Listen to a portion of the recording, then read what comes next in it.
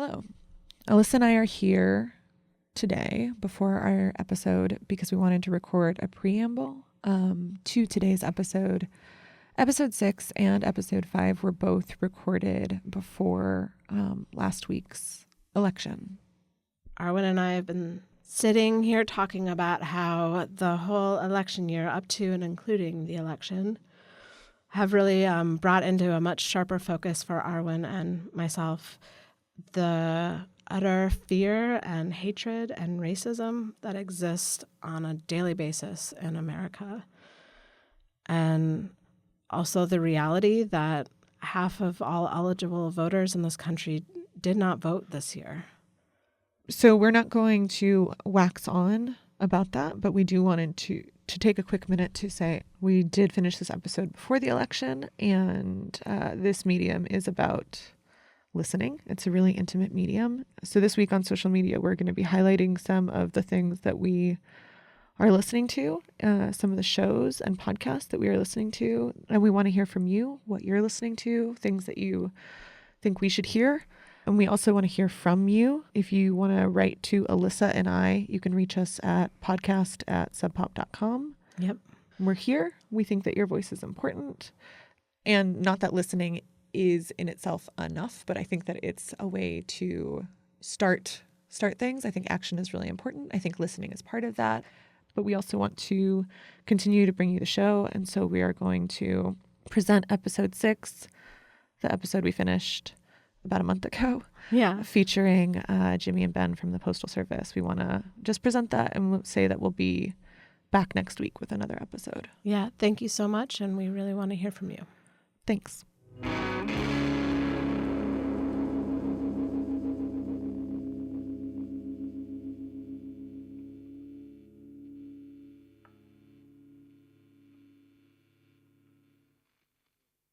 Hi, I'm Alyssa. Oh, I can't say I'm Alyssa.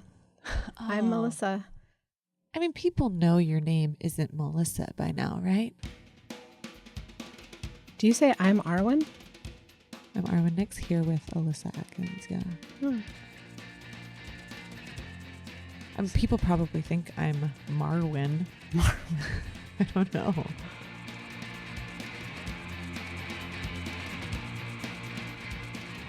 Hello and welcome to the Sub Pop Podcast. I'm your host, Alyssa Atkins, here with your other host, the lovely Arwen Nix. Sup? Hi. Hey. How are you? I'm tired. You're tired? Yeah. I'm really excited for this episode. So you're feeling sleepy. But I'm a little sleepy. Okay. But I get to have night coffee tonight. Oh, night coffee. Yeah. It's almost as good as night cheese. What is... That's from 30 Rocks. Welcome to the Sub Pop Podcast, episode 6 of season 2. Couldn't be more happy about having our Postal Service episode. Yeah, today is a special episode. So for season 2, we've brought you an episode from the airport. We have. We've gone to Portland. Last week we were in Los Angeles, and today is another special episode. Well, we're still a little bit in Los Angeles, right? True. We're 50% in Los Angeles for 50% of the interviews in this. Yeah, let's complicate this. Yeah, but it's our Postal Service episode. We're talking to Jimmy Tamborello and Ben Gibbard. Right. Jimmy Tamborello of the Postal Service and Dntel. Yes. Ben Gibbard of Death Cab for Cutie and the Postal Service. Yeah. So those are the founding members of the Postal Service, not to forego Jenny Lewis, who is also in the Postal Service, who you may also know from Rilo Kiley or episodes of Roseanne or that video game movie that I can't remember the name of that has Fred Savage in it when they go to the dinosaurs that are also in Pee-wee's Big Adventure. Someone please tweet at us the name of that movie. Arwen needs that information, actually. I don't bring my phone into the studio and I can't look these things up and it's making me crazy. But anyway, Jenny Lewis, who's also a Dreamboat, she's not in this, but she was in the Postal Service. The Postal Service, Sub Pop's best-selling artist outside of Nirvana's Bleach for their album Give Up. Yeah. That thing went platinum, that by the way. Insane. Like, platinum is like, I know it sounds impressive, but like if you look up the numbers, it seems nearly impossible. And they did it. They did it with Give Up. It was the record that would not die. Talk about beloved. Oh my God. Yeah, that album means quite a bit to quite a few people.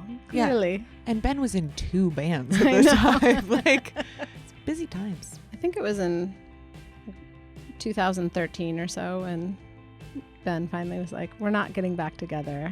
They did a 10th anniversary release, and they toured for that, and it was very special and really cool. And then he was like, okay, really, though, we're done.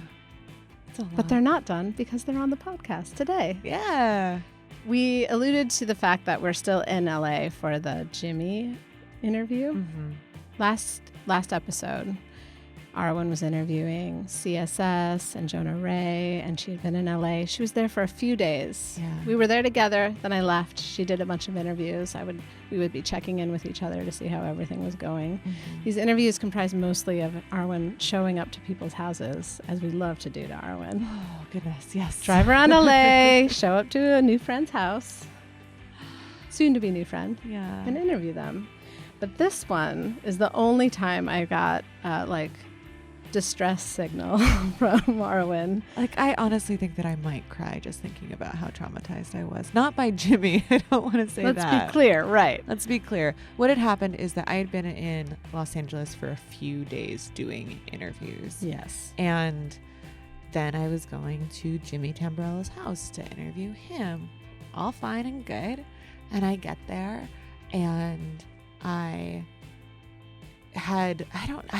still don't know exactly what had happened, but I turn on my recording kit and something is happening with my memory card in my recording kit. And I start kind of frantically pressing buttons because this has never happened to me before. And I'm very confused. And I've had this recording kit for a while and it says overwriting card.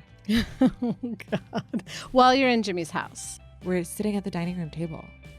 And I know that I am losing all of the interviews that I have on the card, which is my week's worth of work. Interviews that we heard on the last episode. So Jonah Ray, CSS, Some of them, yeah. Yes, Yes. would have just been, thank you for your time, Gone.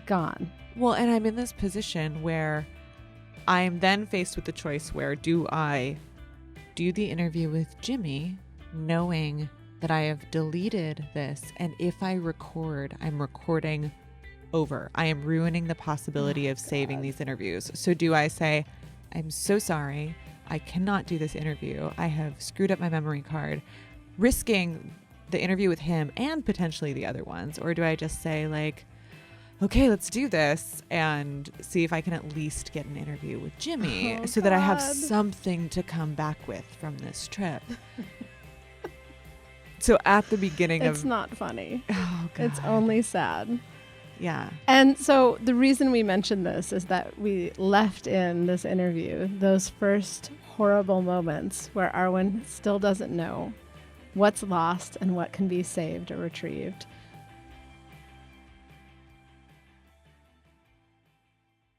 Sorry about that. What is okay? Okay. We're just gonna forget about that for a minute. Hi. Hello. Will you say your full name? Jimmy Tamborello. And thanks for having me at your house.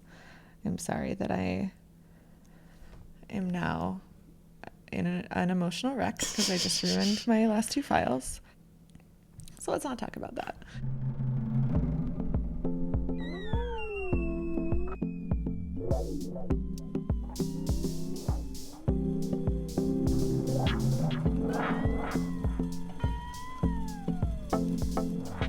I mean, I've had this thing about dying songs for a long time, for most of my music making life.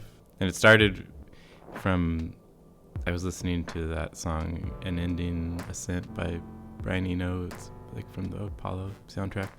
It's a real pretty ambient song.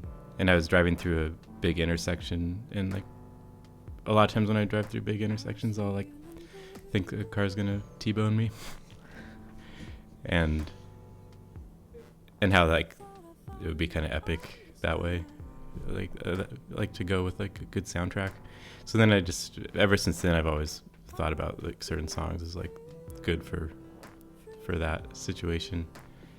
And it kind of fits with like my favorite songs too, like that mood, or like a lot of kind of melancholy and pretty stuff, but kind of sad.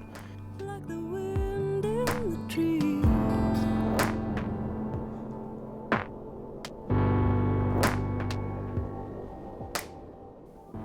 I remember there was a Jesu song, but I don't remember what it was. But that was kind of like for when you are saving someone's life and then you die. Just don't forget that it's dumb luck that got you here. Don't fool yourself, misfortune's waiting for the best time to appear, to make it clear that all... Do you have any songs that you've made that you feel would be good for? I mean, a lot of them, I mean, that's what I'm going for a lot of the time. And I've also, a few of the songs that I've actually written lyrics for have been from the perspective of ghosts or like people that have died. Have you always thought about that stuff? I mean, has that always been swimming around for as long as you can remember? Yeah.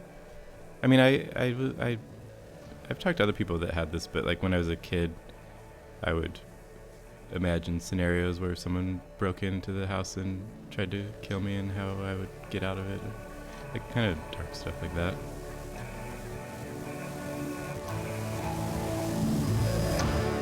You can't trust your friends, they will betray you with the love that's blinding. But then at the end, they may admit that you were missing something. And no one remembers even one word that left your mouth. All the melodies were stolen from songs by someone else. You're out of time and inspiration, filled with self-pity and fear. I go through cycles of like every few years starting to think that I'm gonna die, like kind of like hypochondriac type stuff. I don't know, it's not that extreme, and I go through different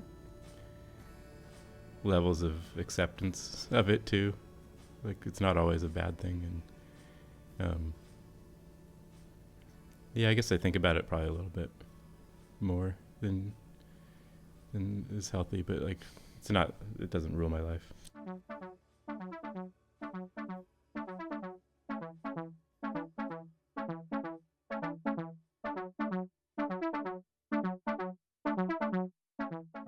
You have a very like serene presence. You're very calm and quiet.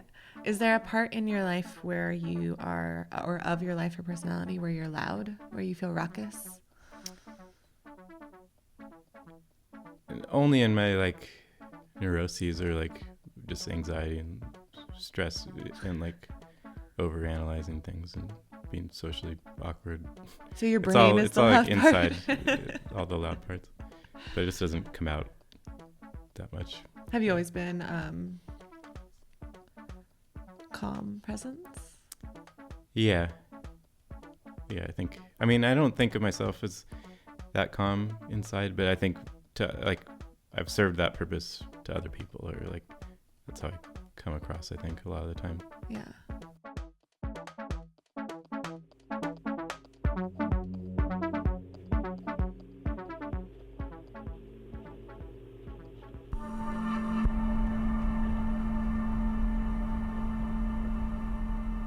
And then I've been working on new Dntel stuff, but haven't really been able to figure out what direction to go in. I have like a lot of new stuff started, but nothing that feels like an album.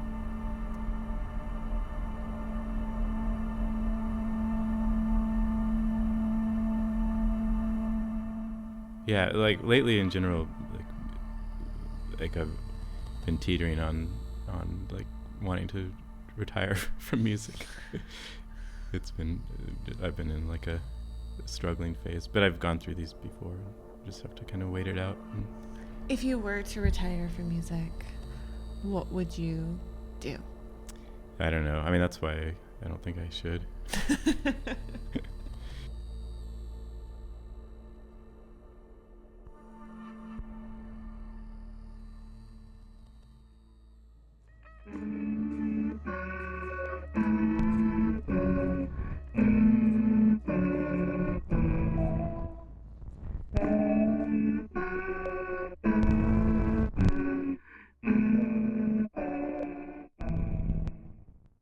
One of my favorite quotes from season 2 belongs to Jimmy Tamborello right there. What do you got? If you were to retire from music, what would you do? I don't know. I don't think I should. I love that. He really made me feel better. Calming presence. He is. And like with the amount of like terror I had after what had happened at the beginning, he was the perfect person to be around, and it was so nice. And thank you again, Jimmy, for letting me sit in your home and be kind of a wreck and being so calm and open and kind with me. As soon as I left, though, I did get in the car and cry and call Alyssa and leave a frantic voicemail. Yeah. And then when I finally got back to the house that I was staying at, I couldn't get out of the car for like half an hour because I was like, once I get out of the car, I'm going to have to face that this is real and try and figure out how to fix it. Anyway, let's do a Mega Mart ad. The bus that I got on this morning was full of aisle sitters, people who the other seat was empty. And it's a busy bus route going downtown, but half of the bus was people alone in these things, sitting on the aisle with their legs like widespread and either their bag or even no bag in the seat closer to the window.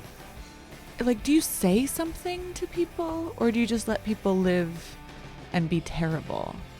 I think it depends on what your read on the person is. Sure. But I think you go like, hey, can I sit down? But who does that? A psychopath. A psychopath does that. Yeah. You want to do some Mega Mart ads? Sure. Okay. Not ready, but...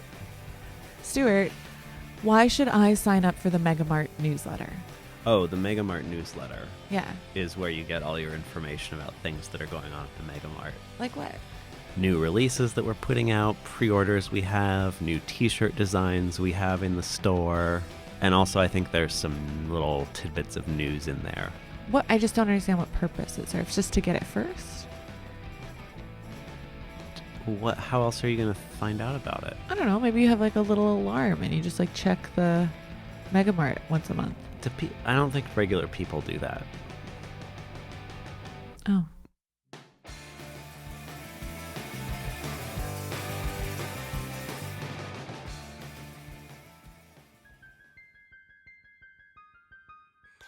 I'm going to have no snarky comment post Mega Mart ad this time, okay? Okay. Thanks. You know I'm a fan of them. I just like to... you? I am, though. Because it gives me an opportunity to snark out? Yeah. Oh. And then to be proud of myself for not snarking out. It's win-win. These are all positives. Speaking of positives, Ben Gibbard has some like real positivity coming through in this interview. And I mean that as like a, hey, this is really great to hear. Ben was so... What's the right word? Like affirming to talk to. First, special thanks to Julia Shapiro because she nudged Ben towards... From Chastity Belt. Yeah, from Chastity Belt. She went on tour. Chastity Belt went on tour with Death Cab for Cutie last year, and they were hanging out recently, and the podcast came up, and she was like, oh, you should totally talk to Arwen for the podcast. She's not the worst. And he was like, okay. And he said yes. And so thank you, Julia, for putting us on Ben's very busy radar. Right, because he was such a, like, we had asked him, but he was so busy that it was hard to, like, figure out when exactly this was going to happen. We had asked him when he was training for a 100-mile race. And somehow he didn't have time to do it, which we're forgiving him for. 100-mile race, by the way, doesn't even register in this brain of mine, where I'm like, that's not possible, so I don't know what words you're saying to me. What does he call them? Ultras? Yeah, apparently an ultra marathon is anything that is over the length of a marathon. So you could have like a 30K that's an ultra, but usually they're like 50 miles or 75 or 100 miles. I just knew by the sound of ultra that I didn't want anything to do with it. For me personally in my life, not for him. Yes, it sounds so hard. What's the opposite of ultra? Arwen and Alyssa. Yeah. See you at the finish line. So yeah, you get to talk ultras with Ben Gibbard. You get to talk cease and desist notices, pre and post cease and desist. Yeah, some interesting legalese with Ben Gibbard, talking about ultra marathons, all these different things. And I want to say that like he let me come to his office to interview him, which is in the Smith Tower, which is a building in Seattle that was built in 1914. What else is it? A tattoo on your head? Yeah. It's my favorite building in Seattle. And I have it tattooed on my skull. Head tattoo. Yeah. It's a really nice building. It is a very nice building. Yeah. Rumor has it that the first ever lesbian bar in Seattle was in the basement of the Smith Tower when it opened. In the basement of the Smith Tower. Yeah, it was a speakeasy. I don't know if that's true, but I like to believe it. But I choose to believe it. Arwen in the Smith Tower. My mother's maiden name is Smith. Really? Tower? Just Smith. Oh, okay. Yeah. Another thing I really liked before we get into the interview is how Ben has just the best things to say about Jimmy Tamborello. Those two seem to have a very nice friendship. Yeah. We'll start there. Okay.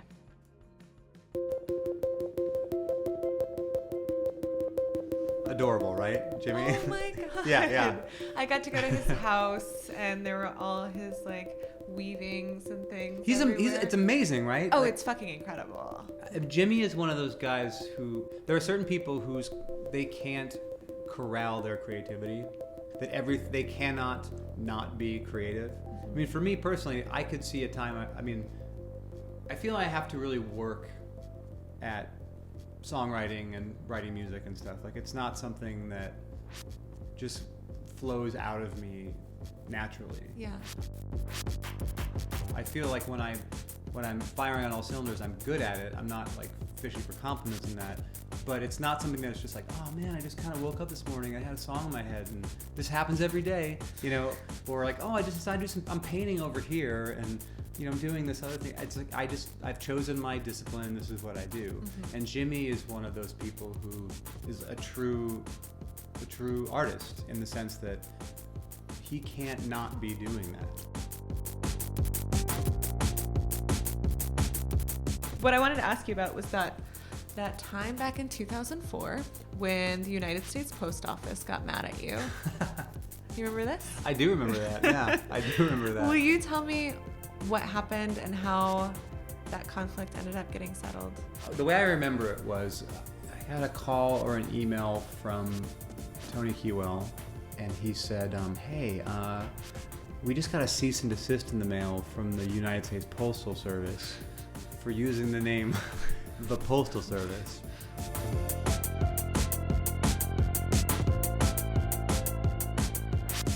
The U.S. Postal Service decided, like, well, you know, this could potentially be damaging to our brand, so we need to kind of do something about this. In the same, and in I think from their perspective, they were basically saying, well, look, to say I'm going to Xerox something is now it's just common usage.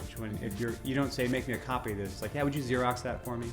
And as a company's name becomes just part of common language, common usage, but so they were worried that you guys existing, being a band that was called the Postal Service, was going to dilute their brand. That's how I understood it. So, okay. And they wanted you to change your name then. They want us to change our name, yeah. And you know, I think my understanding was kind of Tony and Megan and Jonathan went back then and were like, well, look, there's like hundreds of thousands of these records out in, you know, the world now. The ship is kind of sold on. The ship is sold. The ship has sold. The ship has sailed, you know, on this being a thing that makes sense for us.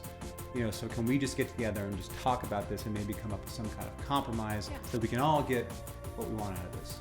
And thankfully for us, they agreed to do that.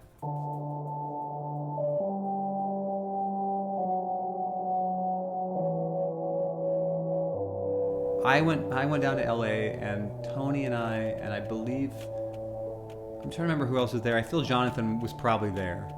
And Jimmy and I, we went to like Century City and met in the conference room of a hotel with a bunch of like high ups at the United States Postal Service. Oh my God, was the Postmaster General there? It was not there, but you know, his I'm not sure if it was a her at that point, but their underlings were there.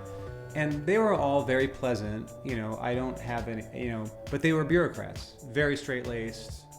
And, you know, I think Jimmy and I went in thinking like this is gonna be kind of funny. And then once we got in there, it kind of was not funny because, you know, they were all being pleasant enough, but I think we got the message that this was like a serious thing. This isn't a joke. You know, we're dealing with an organization that if they chose to could pretty much turn out our lights. What was so interesting to me is like, you know, when we got in the room and we were talking about how to kind of make this work, it was very clear that they had no idea how the music industry works.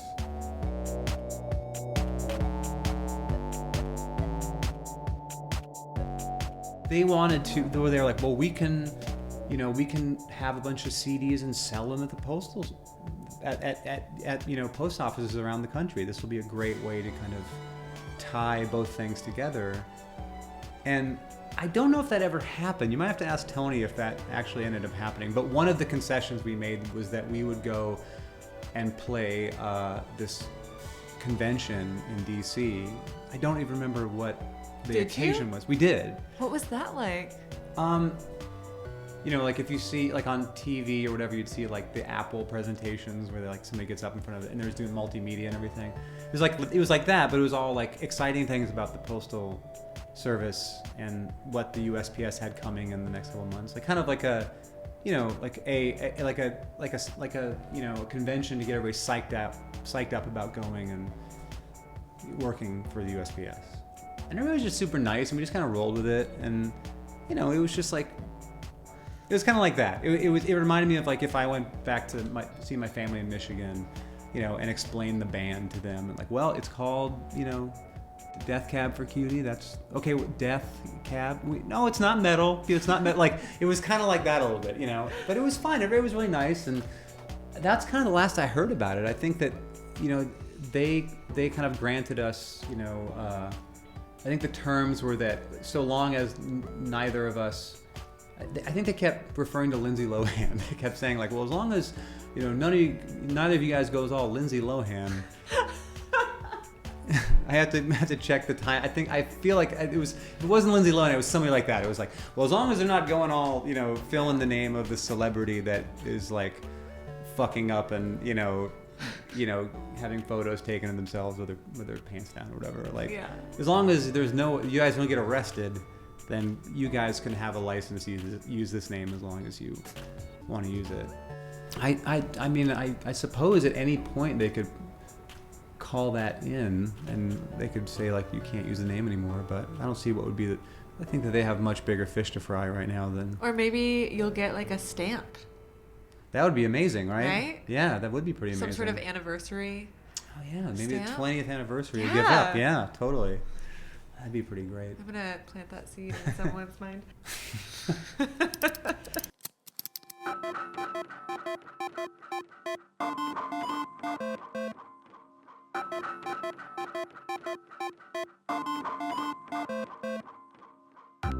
You started running 4 years ago, right? I started running Ultras 4 years ago. Ultras 4 years ago. When did you first start running? I guess coming up about 10 years ago.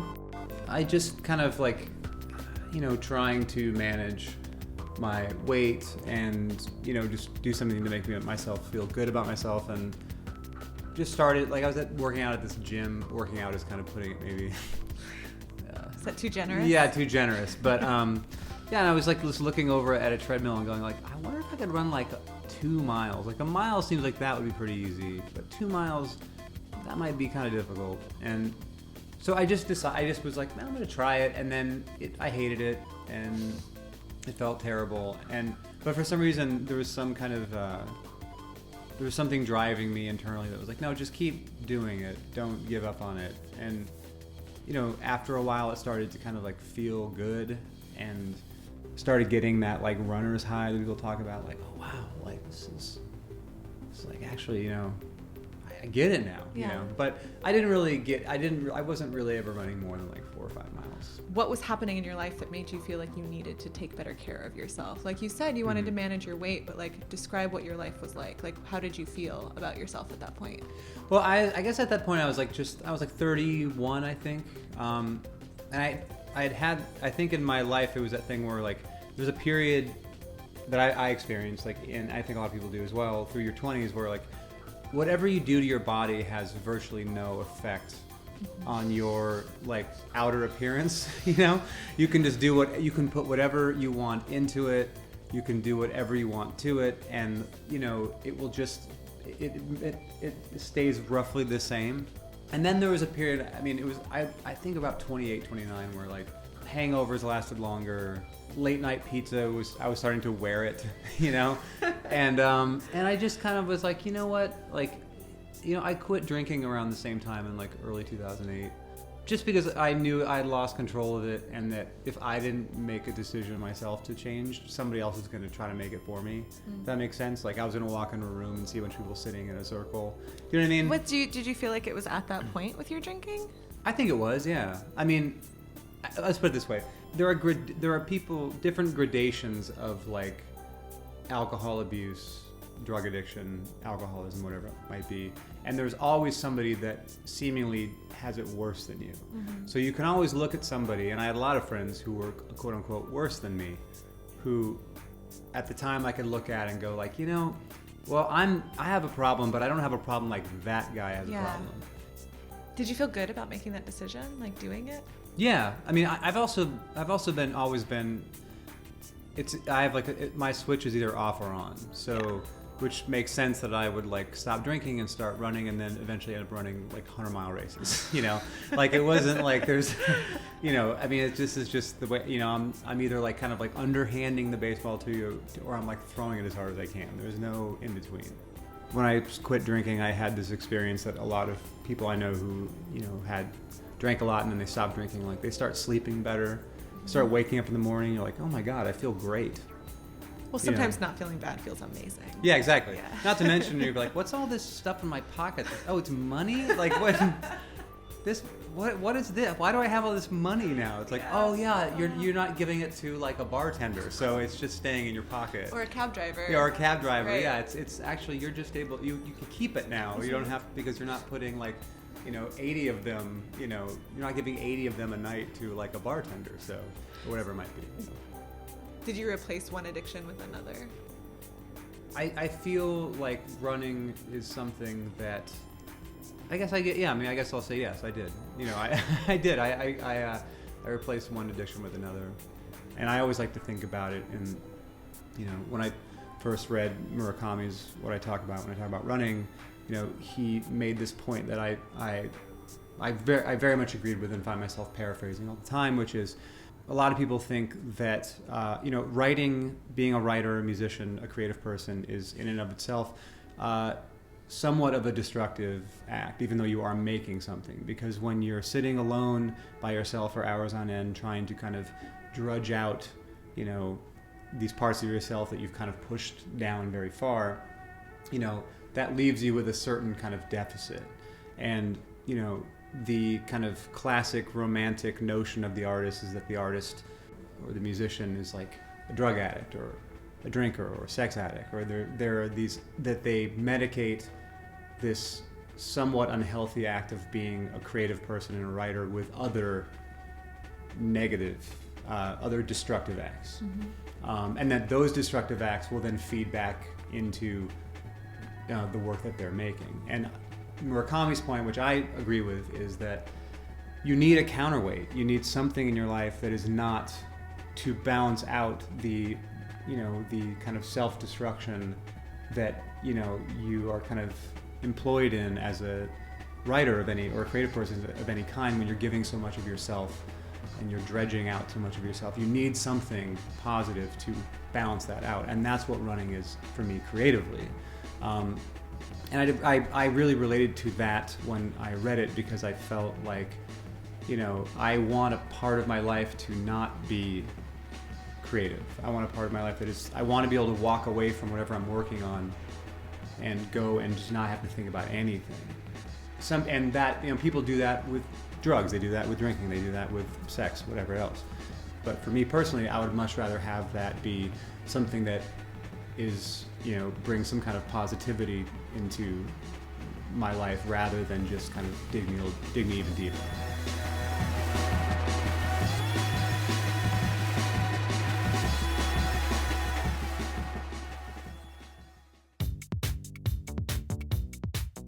So you just finished a 100-mile race, which took you just over 25 hours.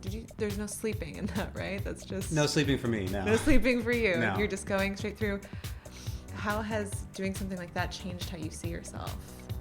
Well, I think it's very rare that adults do things just to do them. Mm-hmm. Like when you were a kid, you would go like, I wonder if I can climb that tree. Not because there's going to be like a prize for doing it, but just like, I want to see if I can get to the top of that tree. And then your friend is like, hey, did you see me? I got to the top of that tree. It's like, you did. Oh my God, it's amazing. And then somewhere as we grow older, we just kind of lose, I think a lot of people lose that kind of spirit. Or that's kind of just beaten out of them by the realities and the responsibilities of life, And there's very little room for play, like adults need to play. For me, running 100 miles was, I want to do this. I want to see if I can do this. Like, it's like, and at the end of the day, it's like I get a buckle. Like that's the currency of the 100-mile race. There's a buckle, like a belt buckle. I'm 40 years old and I feel more vibrant than I did 10 years ago, to a certain extent because of trail, mountain, ultra running, and my love of that. But more so, like, I just feel like I've unlocked something in myself that I had really let kind of lay dormant and almost die, which is, that childlike kind of excitement about being in the woods. I feel like a kid, and all my friends who run, when we get together and run together, it's like somebody will inevitably be like, God, I feel like a kid right now. Or when it's snowing, it was in January, it was kind of snowing on Tiger Mountain and Squawk, and I was on a run with some friends, and we're on the top, this is amazing, just running down these trails that are covered in snow, and you're kind of sliding down and stuff, and it's this isn't the kind of thing that, if I hadn't found this, I never would be doing this right now. And the adult world it's not going anywhere. My adult responsibilities they're not going away, because I'm out here on the trails, but just getting 4 or 5 hours of not having to kind of think about that, while also kind of being able to really appreciate just what a beautiful area of the country we live in. It's just great. Love it.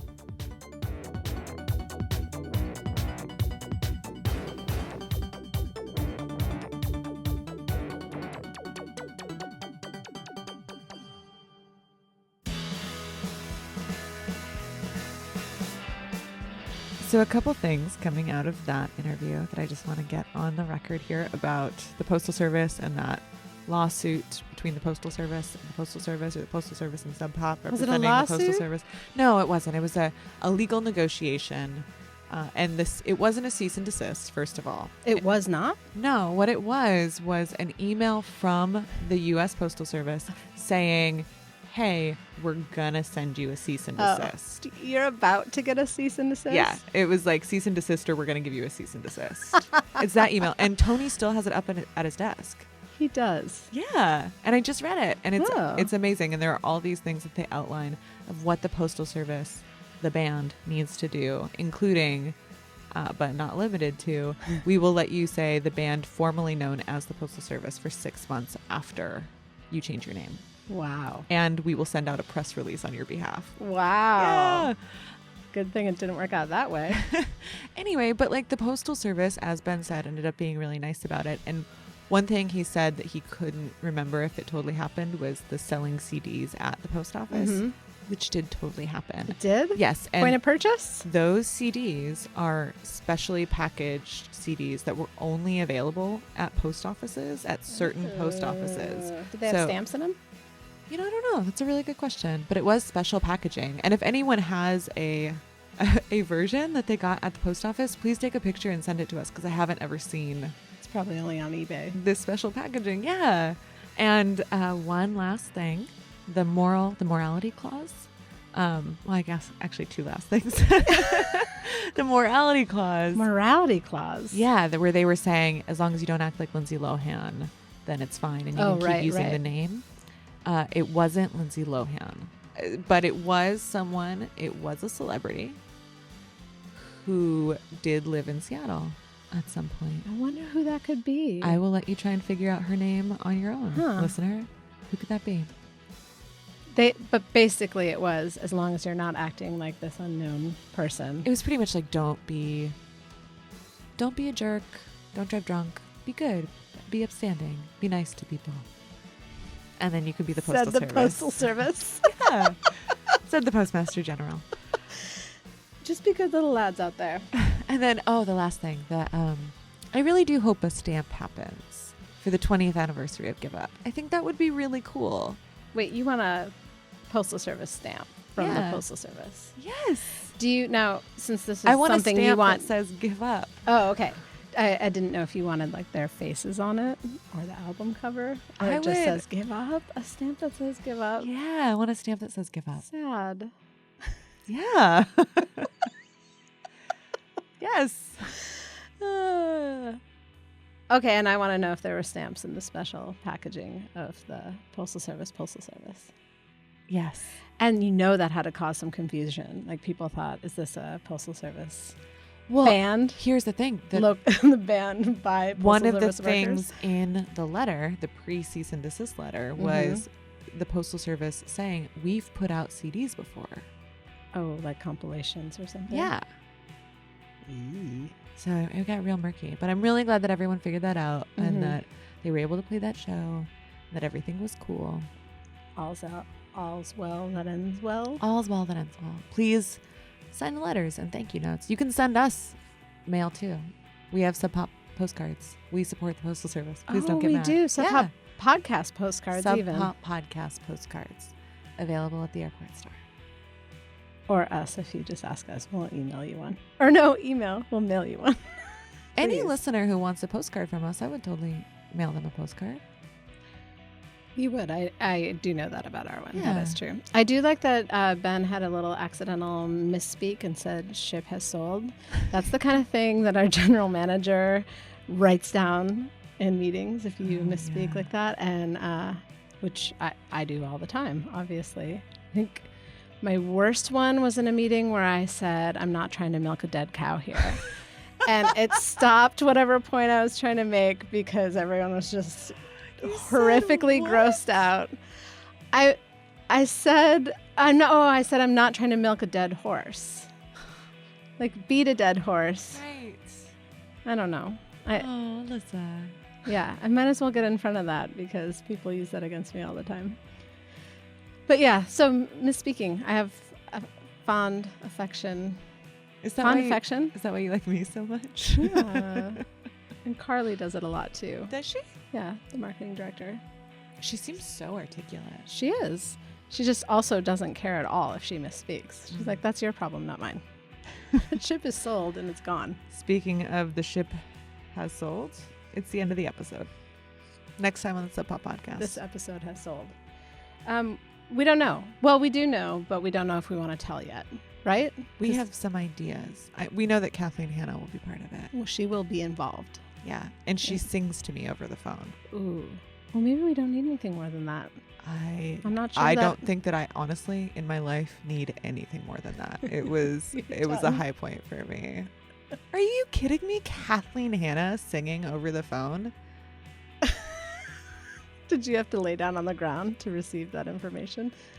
If I could have reached the microphone from there, I would have, because I was apoplectic at that moment. She's incredible. Oh, Anyway, boy. so that's next time. Okay, what music did we hear today? What music didn't we hear? JK. We heard Mudhoney. We heard Mudhoney, The Postal Service, Dntel, Chastity Belt, Don Gibson, Dum Dum Girls, Culinamori, Death Wish, Lelou's, Taco Cat, and the Murder City Devils. We sure did. Please visit us on social media, Twitter, Facebook. That's it right now. But Yeah. Sub Pop FM, our website, Yeah, check out the show notes. it's excellent. Very Subscribe. good things there. Also, I mean it. I'll send you a postcard. Email us Yeah. to get some mail Yeah. podcast@subpop.com. And then give me your address and I'll do it. in exchange for a subscription. Oh, I mean, I'm not gonna hold it hostage. Really? I would. If you want one from me, that's what it's going to cost. Proof of subscription. All right. Thanks to the staff and the big bosses at Sub Pop and Hardly Art. Thank you, listeners. This has been another edition of the Sub Pop podcast. Absolutely nothing sounds better. It's true.